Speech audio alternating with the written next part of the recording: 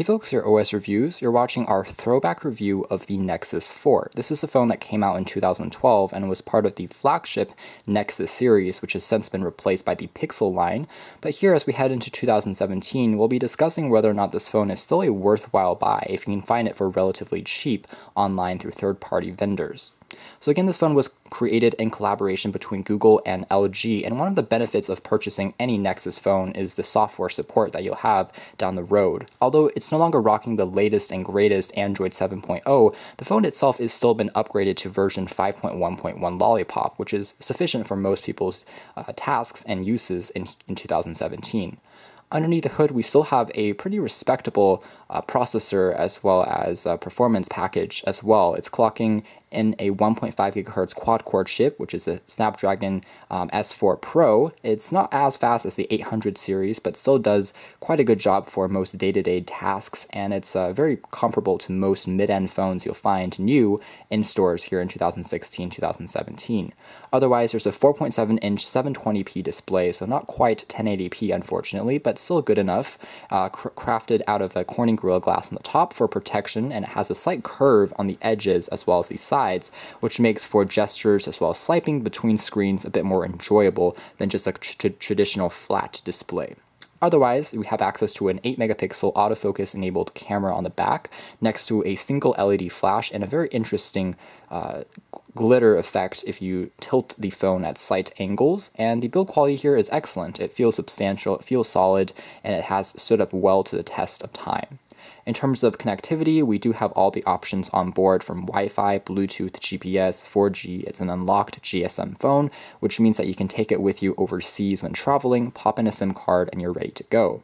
However, one area of that's a little bit limited on here is built-in storage. There's only a 8 or 16 gigabyte non-expandable storage capacity versions on the market. So if you want to expand beyond that for media or for applications, you may have to rely on cloud storage or Google Drive. So that's something to keep in mind. It doesn't have as large as a capacity as many modern day phones.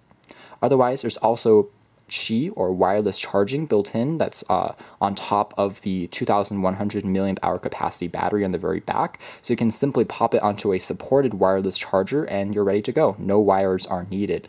And there's also, of course, NFC on board for tap to share as well as other wallet functionalities.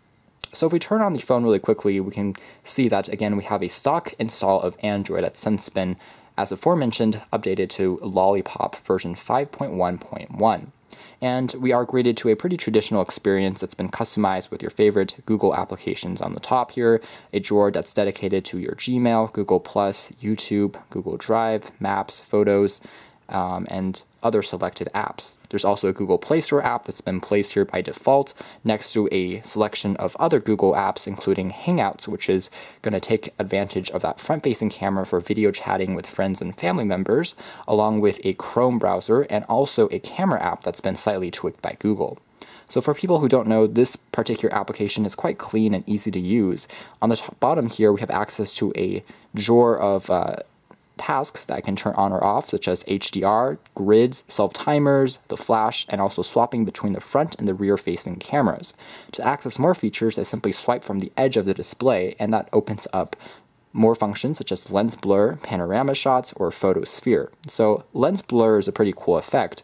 However, it requires a bit more of a precise alignment process. Essentially, if you have an object in front of you, which is about 5 feet or closer, you can just focus on that one object and blur out everything else in the background. So it uses software tricks to create and simulate the experience you might find on the HTC M9, for instance, or other phones with dual camera setups that creates a sense of depth in your photos. So it's, again, something that's interesting to see here. There's also panorama, photosphere, and more settings can be found by tweaking in the advanced menu.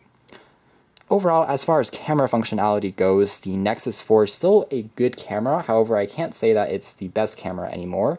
Photos in general capture a good amount of light, and they're well saturated and balanced. HDR works fairly well, but they're not the sharpest in the world just because 8 megapixels is a bit below the standard today of 13 or 20 megapixels you might find in more flagship devices, but it still does a very decent job. You only lose some of that detail if you zoom all the way in and you see some of the edges get a bit softer, but all in all, a really good camera, and the front-facing one also captures enough light so you can still enjoy it under darker environments when you are video chatting. So here's a few more shots I captured out at night, and you can see that it works fairly well even under low light environments. So again, for this price point that you'll now be finding it at, which is around $60 for the phone, it really is a decent camera for that price point.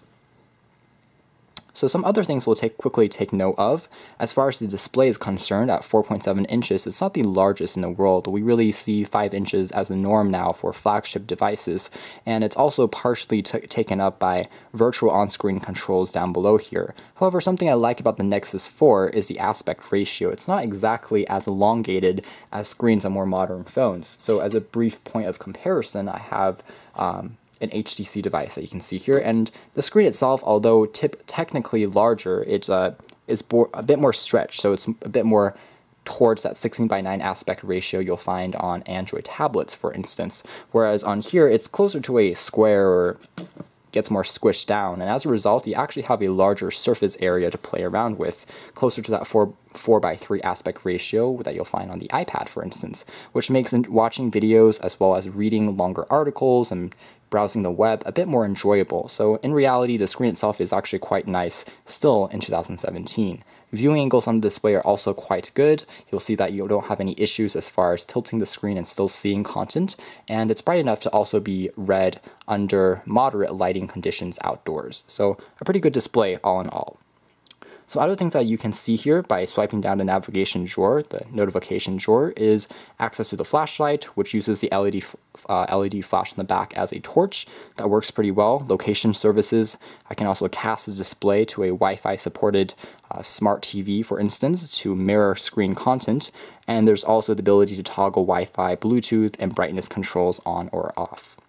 As far as browsing the web using Wi-Fi, it's actually a pretty enjoyable experience. The antenna on here is extremely strong, and there were no issues as far as connecting to a router or to a Wi-Fi hotspot. So doing a quick browser test, it still is a pretty fast experience. So if you want to type in New York Times as a benchmark of a pretty complex page, we'll see how long that takes to load. We are a little bit further from the base at the moment, but it should still work. Let's try opening up this application. So again, the processing package underneath the hood is that quad-core 1.5 gigahertz processor, the S4 Pro, which is again last generation, but as far as differences between this and something like the Nexus 5, which is rocking the Snapdragon 800, it's quite minimal. You'll find a 1 to 2 second maybe difference if you open up too many apps, but really with the 2 gigabytes of built-in RAM underneath the hood, it still is quite comparable to most modern-day mid-tier phones. So not really too many differences as far as the overall experience you'll find as far as web browsing is concerned. So it's going to take a few seconds longer to load up New York Times, but you see that all the elements are fully rendered, including the ads as well as the interactive elements that you can slide through. Some are taking a few seconds longer, but pinch to zoom works, text automatically reflows, and again, it makes for a very enjoyable reading experience. One of the benefits of using Chrome as a browser is the ability to have tabs that you can open up and swap between, and of course, a more comfortable experience that you can sync up between this version on your mobile device as well as the one that you'll find on your desktop, for instance. So it's a bit more cohesive if you're tied into the entire Google ecosystem. Other elements of the phone, I think, are pretty self-explanatory. Since it's a very stock device, you won't find any surprises here. As long as you've seen an Android phone before, you'll be right at home. And again, performance here is quite good. As long as you aren't opening up too many graphically intensive games and apps at the same time, you won't really find any issues. GPS worked well, call quality has always been consistent and great, even outdoors since it has noise cancellation, so those aren't issues that will change with time.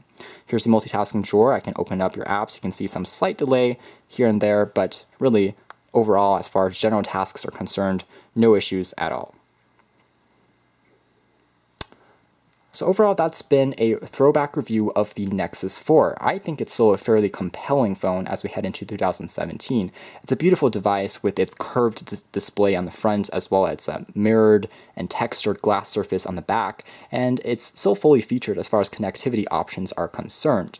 Yes, it's no longer packing the most powerful hardware and internals underneath the hood, but all in all, it still is a pretty good phone for under $60 now if you can find it used online. And compared with new phones you might get as prepaid packages for the same price, I still think that this one does perform slightly better, both in terms of the build as well as the general performance you get with the RAM as well as the built-in processor. So really, still quite a usable phone here in 2017. And of course, there are a few other reasons why you might want to consider picking up a Nexus 4. It is one of the phones that supports Ubuntu mobile operating system. So for people who want to tweak as well as root and more customize their phones, this might be a good option to consider picking up because the community that's supporting this device is still vast, and there's numerous tips as well as blogs that you can find online that documents that process. Otherwise, it's still a beautiful piece of hardware, and again, at this really reduced price point, it's still, I think, a worthwhile device overall that you won't really regret picking up in 2017.